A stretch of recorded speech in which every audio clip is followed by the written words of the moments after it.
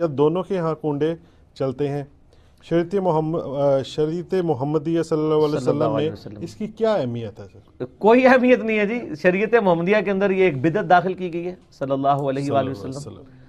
یہ جس طریقے سے کئی کہانیاں چل رہی ہیں نا، یہ کنڈے بھی ایک کہانی ہے. 22 رجب کا دن کیوں اتنا امپورٹنٹ ہے؟ اس دن امام کی خواہش ہے کہ تم اپنے گھر میں نظر کرو، اور یہ امام سے نظر ہے. لیکن ایک کوشش یہ کرنا کہ نظر، اچھا یہ مت بولو کہ نظر یہ کیا ہے، نہیں، نظر قرآن مجید سے ہے.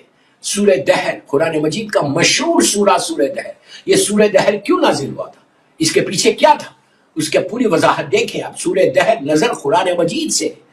سورہ دہر یہ وہ سورہ ہے کہ جس میں اللہ نے اہل بیت اطہار کی تعریف کی، مدح کیا، ہر جگہ مدح کیا، اس میں اور کہ بسم اللہ الرحمن الرحیم وما تشاءون الا ان یشاء اللہ، کہ اے اہل بیت رسول تم کچھ چاہتے نہیں جو ہم نہیں چاہتے، جو ہم چاہتے ہیں وہ تم چاہتے ہو، جو تم چاہتے ہو. اتنی بڑی فضیلت بتائی گئی. کیوں بتائی گئی؟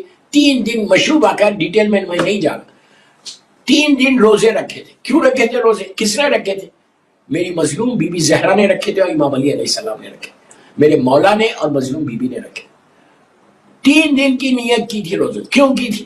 اس لیے کی تھی کہ مولا حسن علیہ السلام اور مولا حسین علیہ السلام کی ہلکی طبیعت، میں اپنی زبان میں بولوں بخار آ گیا تھا مثال کی بات. تو بی بی نے، ماں ہے نا، بابا ہے، منت کی کہ میرے بچوں کو اللہ تو صحت دے گا تو میں 3 روزے رکھوں. یہ اتنی زبردست نظر ہے، آپ ہر اس میں یہ نظر کر سکتے.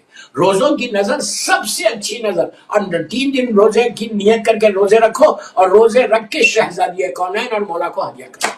آپ تصور نہیں کرنا کہ اس کا ثواب اور اس کی برکت اور اس کی رحمت کیا ہے.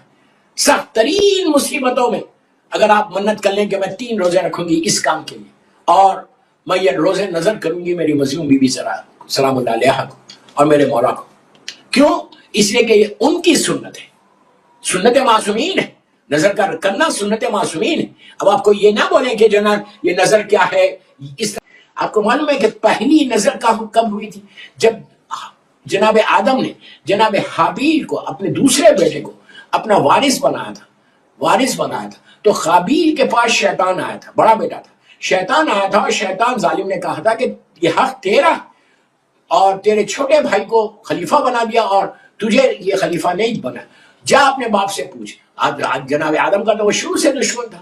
تو حابیل آیا اور آ کے جناب آدم سے کہا کہ بابا یہ حق تو میرا ہے، میں بڑا بیٹا ہوں، تو آپ چھوٹے میرے بھائی کو بنایا اور مجھے نہیں بنایا. تو جناب آدم نے کہا تھا کہ بیٹا یہ میں نے نہیں بنایا. پہلا، پلیز غور سے سنو، پہلا زمین پہ خلیفہ بنایا جا رہا تھا، پہلے خلیفہ کا وارث تھا. پہلے خلیفہ تو جناب آدم انہی جاعلن فی الارض خلیفہ، وہ اللہ نے زمین پہ ان کو خلیفہ بنا کے بھیجا تھا، تو ان کا وارث بن رہا تھا. تو کس نے بنایا؟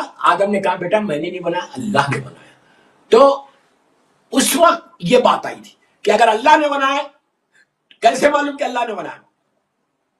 تو جناب آدم نے کہا اچھا نظر کر اور ایک پہاڑی کی چوٹی پہ رکھ دے.